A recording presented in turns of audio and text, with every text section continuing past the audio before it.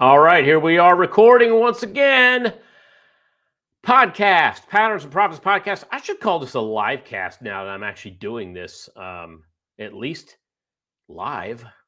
You're getting it as a recording, but I'm live in this thing. Well, what's live about doing this on a Thursday night? You might get this Thursday night, and I get it Friday morning. Well, Thursday night, Bitcoin's trading. I can tell you that. Bitcoin's trading. We'll talk Bitcoin. We're going to talk Bitcoin. We're going to. I want to talk about the S&P. I want to talk about do a recap of the markets. I want to get back into Bitcoin again. I want to talk about IBIT. I want to show you what the options look like and how we can get a predictive idea of where Bitcoin and IBIT are likely to go. Something changed this week about IBIT, which I want to talk about as well because. Well, I can tell you right now, we started off doing, here it is, 98. We were at 99,000 earlier today. Are we going to hit 100 before the podcast's over? Probably not. But we very well could hit 100 before the week's over. IBIT options. I was talking about the fact that when they started, they only had monthlies, and all of a sudden now I'm starting to see weeklies popping in. That was fast. We're going to get into that too. And like I said, I want to show you how we can look at these weekly options and get a gauge on where the option traders expect Bitcoin and where the option traders expect IBIT to be next week. All right. Pretty cool little indicator that you can use. And it's very easy as well. Plus, I jump into the mailbag and I talk about, I put together some articles based on really people are starting to get, there's some new folks coming to the table. Did I miss the move? I've been hesitant to get into Bitcoin. I don't understand it. Well, I've got some stuff for you too. So this is going to be a pretty packed podcast, a PPP, pretty packed podcast for Thursday night, November 21st. So let's get into it. We're going to be checking up on this throughout the podcast. However, whatever the amount of time I end up doing, if it's 10 minutes, if it's an hour, it's an hour. It's probably going to be something in between. Let's go ahead and get crack-a-lackin'. SPY. So the S&P, let's put it on the screen here. This was before the election. If you look way down here, you know what I need? I need to get something very important to help me be able to point my way into where I want you to look. There we go. So November 5th, S&P at 570. November 6th, S&P at 590. November 11th, we topped out at 600. If you've been listening to me for the last couple of weeks, 600 has been the upper end of our range for the time being. However, something changed. Something dramatic changed. This was supposed to be a retail end here. The end of the S&P was supposed to be a retail end, and it looks like the institutions pushed this up. So we're getting a pullback right now. The question is that pullback going to be done here at 585, or do we need to pull back some more? All right, here's what I think. The fact that we're in November, that is the buy November, sell in May. It's a 6-month bullish pattern. The fact that we are in an election year, bullish. The fact that we are now rolling and rotating into the holiday season, bullish. There's several different reasons to be bullish. You could also count on the fact that we're coming off of all-time highs here, folks. You see that? All-time highs. The trend is still your friend. So there's a lot of reasons to be bullish. I think if you were really going to put together a buy the rumor, sell the news event, I think the rumor is, if you look at Polymarket, if you look at the betting the betting exchanges, the betting apps, they don't have Trump at 100% taking office on January 20th. I think it's like 98% right now. So there's a 2% chance that he will not be inaugurated. There's a 98% chance that he will. The fact that it's not 100-0, the fact that it's actually 98-2, leaves me to believe that we're still in the buy the rumor phase. If you sell the news, I think the news is inauguration day. I think the news is that particular day. That could be the day for stocks. That could be the day for commodities. That could be the day for Bitcoin. We'll get to Bitcoin shortly. All right.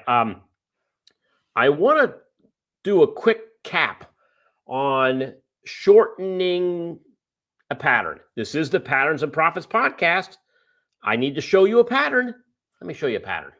Next week marks another of many, many Thanksgiving holidays. U.S. holiday, markets closed.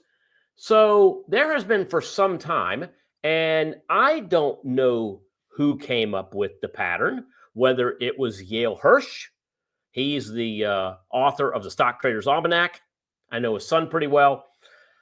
It could be Jake Bernstein. He was also a seasonal trader. All right. I did not invent seasonality. All I did was optimize it and make it more efficient with the money calendar. But the money calendar has a lot of neat little features in it. One I use is something called Money Holidays. It gives me the ability to go in and go back in time and look and see patterns that are around. They're either before, after, or through U.S. holidays. So let's take a look. And to do that, I'm going to blow this up a little bit for you. So what I do in the Money Holidays piece is I go in and I set it up like this. So I'm looking at, in this case, SPY. I'm going to look back 20 years. Thanksgiving Day. Now I've got it set to 5 days before, 5 days after, so I can look at before, I can look at after, and I can look at the bracket. Okay, the bracket is from before and after. So I've already put before up here, and I see that 5 days before, this one's at the top because it brings the most percent return.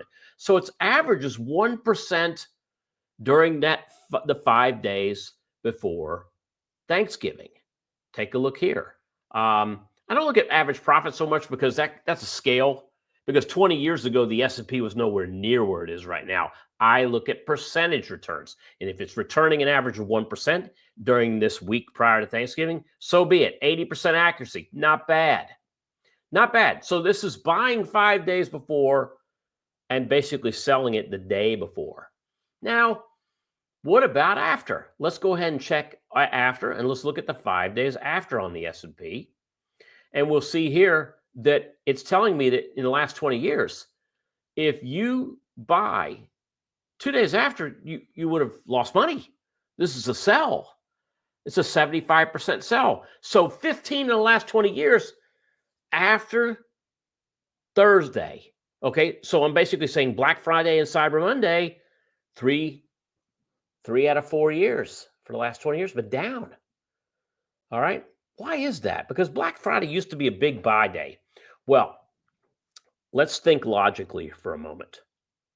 You know, Christmas trees started showing up in Lowe's and Home Depot and Costco and Walmart. Not Thanksgiving, not after Thanksgiving, not Halloween. I started seeing Christmas stuff after Labor Day. That's how early, that's how nervous the retailers are getting. So they're shifting all the patterns forward. And so I believe that's part of a shift that we're seeing is that the buying now doesn't happen, at least for the short term after Thanksgiving. It happens before Thanksgiving. So let's go back to before for a moment. I'm going to hit this button one more time. I'm going to bring up the information I just showed you. And if I click on the 5 days, it's showing me right here. There's 20 years of data. Here is 2004, 2007, 2011, 2018. These were all losing years. The other 15 years you see here are all winners. What happened last year? Let's take a look and see. During the 5 days to Thanksgiving, S&P started out below 450 and it ended around 455. So that was a little bit better than 1%. And as you can see, most of the years, it seemed to be sitting in just above or below that 1% area. So all good information that we can use as pattern traders. So if you like this pattern and you decide, wow, what am I going to do with this? Well, again, you're buying a week prior to Thanksgiving. You're getting out that Wednesday at the close. And what can we do? We could buy the S&P, or maybe we look at this on the Qs, or maybe we look at this on the diamonds, or maybe we look at this on a highly correlated stock. We're going to buy it the number of days before, which is the sweet spot. We're going to sell it right before the holiday. We could buy the asset. We could buy weeklies. You could buy a slightly in-the-money call, right, as an idea, with the intentions of selling that in-the-money call right before the close, before we all go stuffing our faces. All right. So I wanted to make sure that I had some sort of a pattern here for you to talk about before we move on. Earlier this week, I had a video that went out about 8 minutes or so describing the brand new iBit options that were launched on Tuesday. Very big success, something people were talking a lot about. And in fact, I think it broke some records in terms of volume on day one. There were a lot of folks buying the 100 calls with a December 20th expiration date on them. Now, since then, iBit has they've actually already broken out the weeklies. And now the first weekly that I see, and I could be wrong, all right? So don't quote me on this, but the first weekly I see ends next week. We're going to take a look at it in just a moment because I want to see what's going on with that one. Here's Bitcoin on the Bitcoin Watch, 98,450 something. Again, we've already hit 95 earlier, or 99 earlier today. And how long is it going to be before we get to 100? We will see. All right. Take a look at Bitcoin, and I just popped this up again on a chart, and you can see here, this is a 1 hour chart.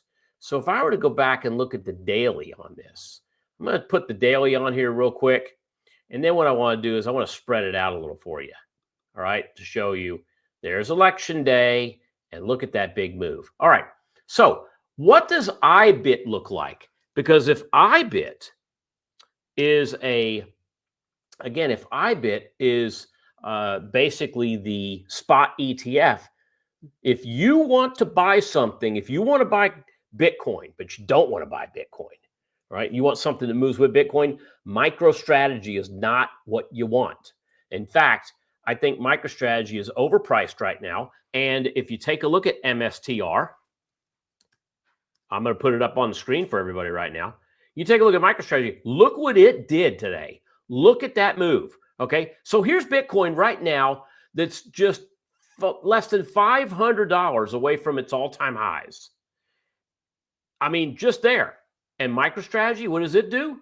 It opens around above 535 and it closes at below 400. Big move down 16% today. I believe a lot of people, because I've been seeing it on social media. I've been hearing about it everywhere.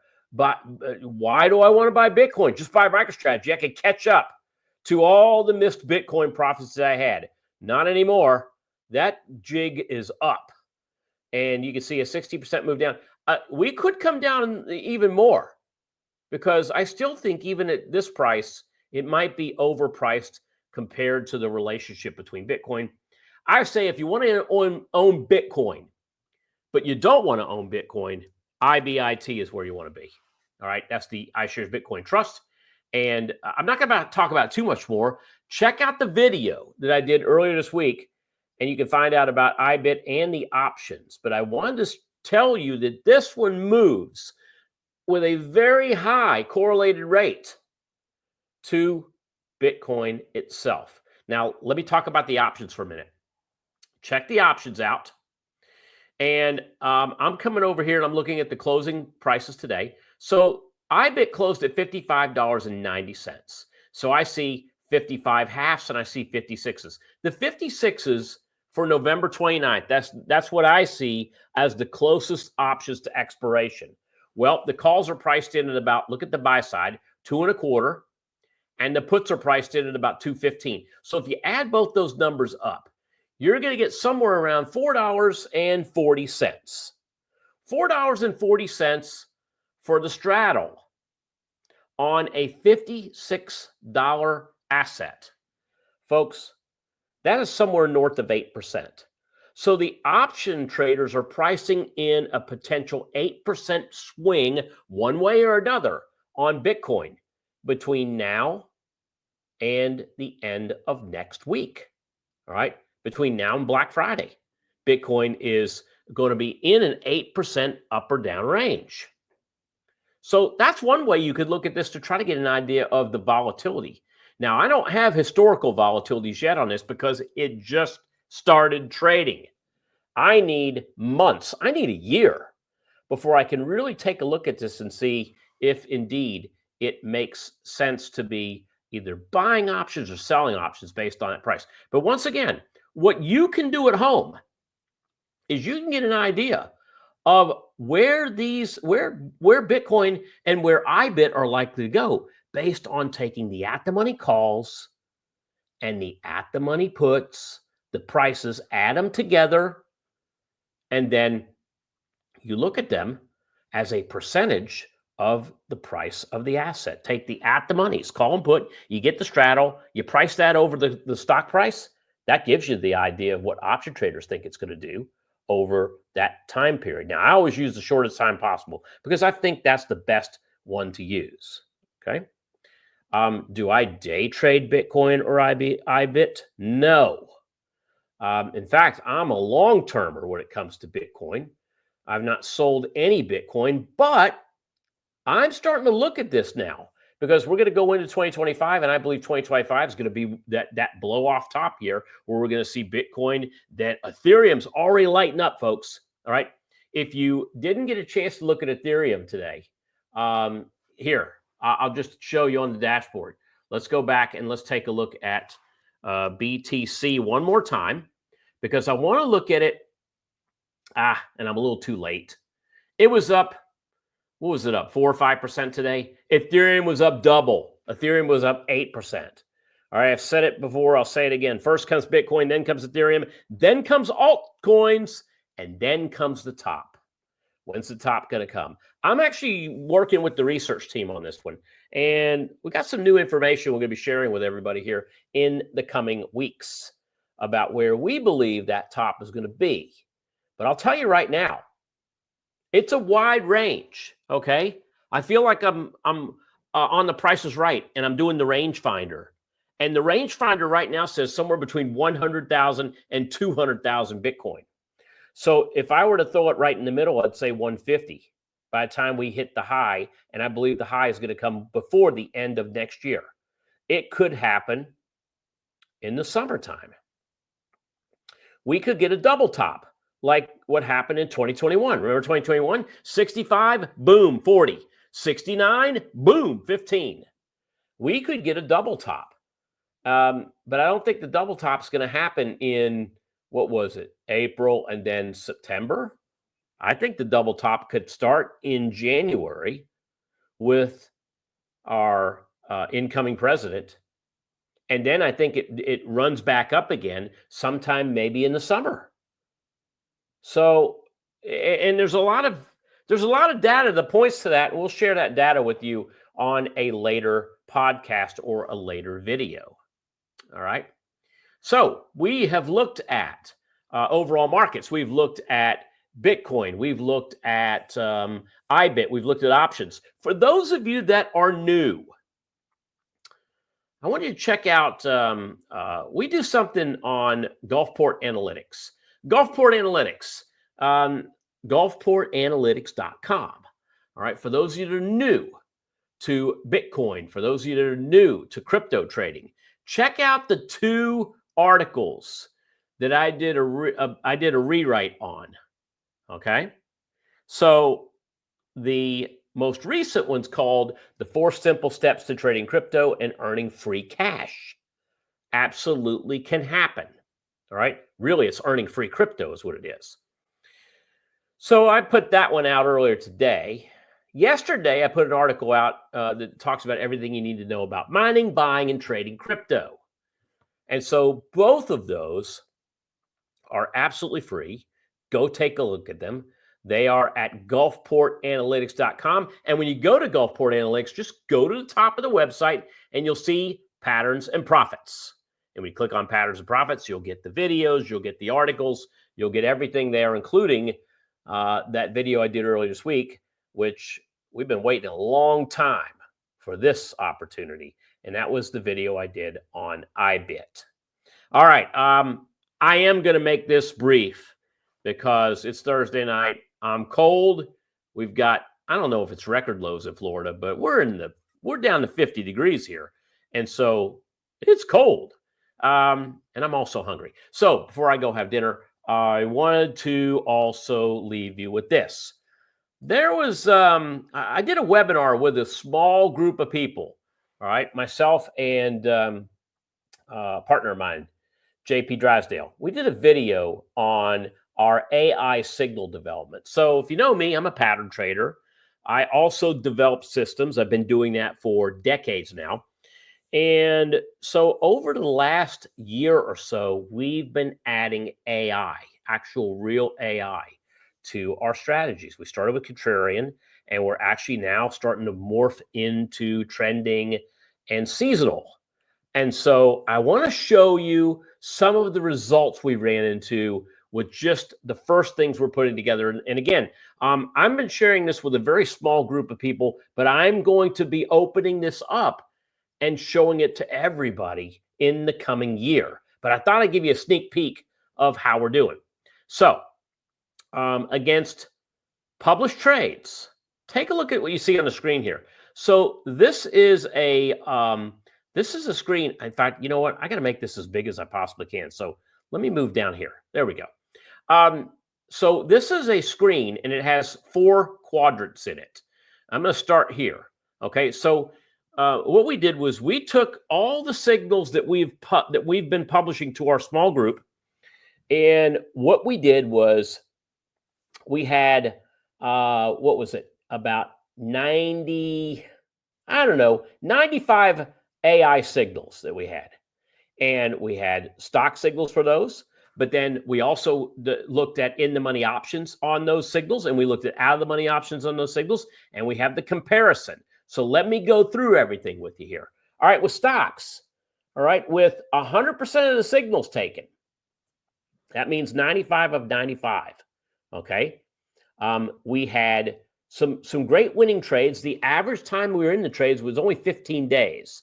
Our average return on this, and again, this is just since August, and it's getting in and getting out and then moving to the next one. So most of the time you're in cash with a $50,000 starting capital and position sizing only 1%. So that way we would have most of that capital still around. So, we were putting 2% at work with every signal. And remember, signals come and in 15 days they're gone. About a 3% return, which was about 11% equity ROI. Let's move to the in-the-money options.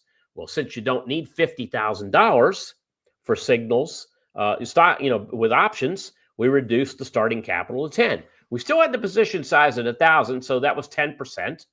But we were only taking trades that had 100 open interest. So it actually had to have a liquidity feature on the options. So keep in mind that of the 95 stock trades, only about 39 were qualifiers on the option side.